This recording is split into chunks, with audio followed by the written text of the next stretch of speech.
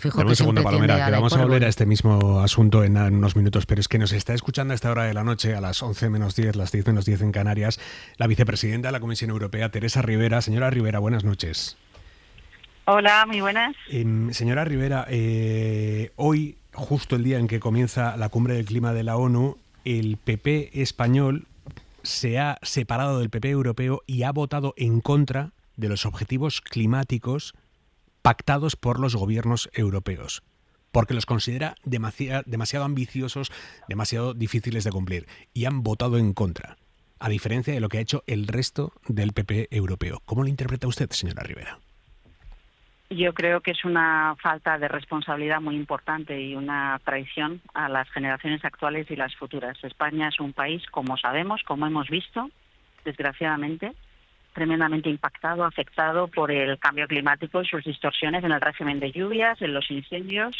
Si uno ni siquiera es capaz de entender que la ciencia y la realidad nos está diciendo que debemos actuar a toda velocidad, es muy difícil pedir responsabilidad a nadie. Pero es que además efectivamente lo hace con una ley, la ley del clima, que tiene detrás discusión, debate, consensos muy complejos y en un momento extraordinariamente sensible. Está empezando la COP del clima en Belén. Yo estoy saliendo en estos momentos de la cumbre Unión Europea-CELAC, donde todos los países del Caribe mostraban su profunda consternación tras el paso del huracán Melissa. Por eso digo, me parece una irresponsabilidad inconcebible y la verdad lo lamento profundamente. Destacarse por algo así no creo que sea bueno para nadie que aspira a tener responsabilidades políticas. ¿Entiende el argumento de que consideran que los objetivos son demasiado ambiciosos o imposibles de cumplir y que por lo tanto no van a votar a favor de algo que es imposible, no realista? Es la versión del Partido Popular, los argumentos que han utilizado hoy para desmarcarse de su propia familia política. Bueno, si uno no hace nada, es imposible cumplir nada, que es lo que les ocurre. Pero evidentemente estamos hablando de los objetivos a 2040 con un margen de flexibilidad que le parece suficiente a otros gobiernos del Partido Popular, a otros integrantes de su propio grupo parlamentario.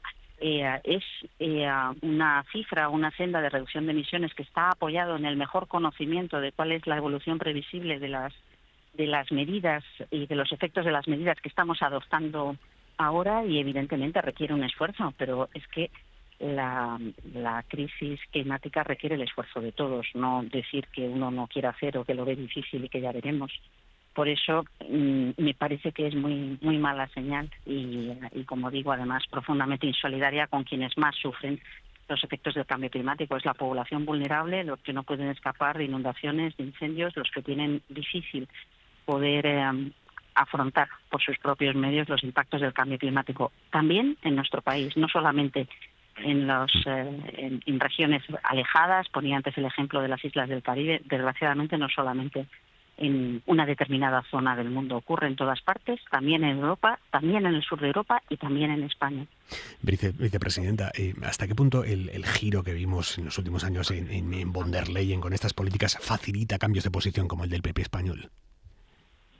Bueno, yo creo que la presidenta del Colegio de Comisarios, que es una persona profundamente convencida de la importancia que tiene, no solamente por razones ambientales, por razones de seguridad, por razones de competitividad, por razones de generación de riqueza y de evitar las pérdidas, los costes, los impactos del cambio climático, es una mujer muy activa y muy comprometida con la agenda climática y es verdad que en muchas ocasiones se encuentra con la incomprensión de parte de su familia política, que es la que está dividida.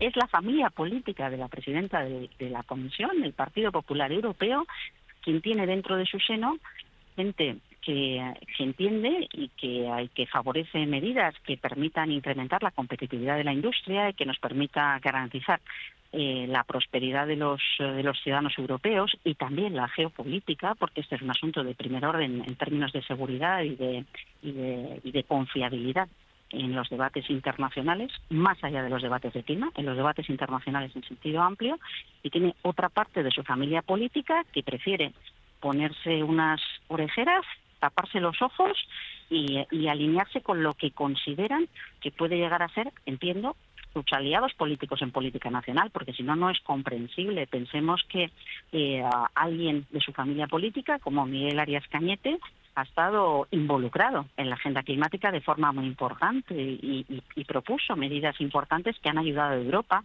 a consolidar su credibilidad y a activar una forma de entender la economía mucho más eficiente en el uso de recursos y mucho más preparada y, por tanto, con menos riesgos económicos, financieros, sociales, ambientales, de lo que representa actuar a ciegas y sin saber dónde queremos ir, o dando bandazos como si un día nos preocupara y otro día no nos preocupara, como si fueran simplemente modas, ¿no?, en la agenda pública.